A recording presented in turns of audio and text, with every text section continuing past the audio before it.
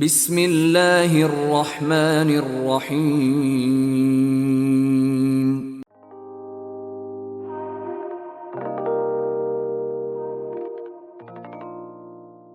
حضرت محمد صلی اللہ علیہ وآلہ وسلم نے فرمایا، میری امت میں سے جنت میں 70,000 کی ایک جماعت داخل ہوگی، ان کے چہرے چاند کی طرح چمک رہے ہوں گے۔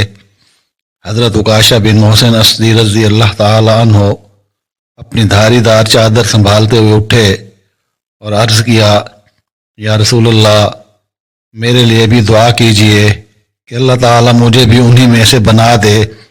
حضرت صلی اللہ علیہ وآلہ وسلم نے فرمایا کہ اے اللہ، عکاشہ کو بھی انہی میں سے بنا دے۔ اس کے بعد قبیلہ انصار کے ایک صحابی سعد بن عبادہ رضی اللہ تعالی عنہ کھڑے ہوئے اور عرض کیا، یا رسول اللہ صلی اللہ علیہ وآلہ وسلم، دعا فرمائیں کہ اللہ تعالی مجھے بھی ان میں سے بنا دے۔ حضرت صلی اللہ علیہ وآلہ وسلم نے فرمایا کہ تم سے پہلے عکاشہ دعا کرا چکا۔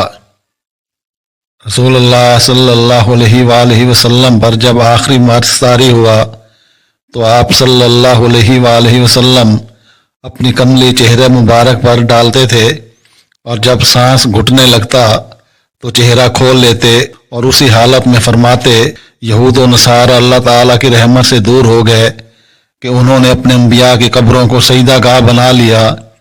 حضرت صلی اللہ علیہ وآلہ وسلم ان کے عمل بد سے مسلمانوں کو ڈرا رہے تھے۔ رسول اللہ صلی اللہ علیہ وآلہ وسلم نے فرمایا، ایک شخص غرور میں اپنا تہمت گھسیٹتا ہوا چل رہا تھا کہ اسے زمین میں دھنسا دیا گیا، اور وہ اسی طرح قیامت تک زمین میں دھنستا ہی رہے گا۔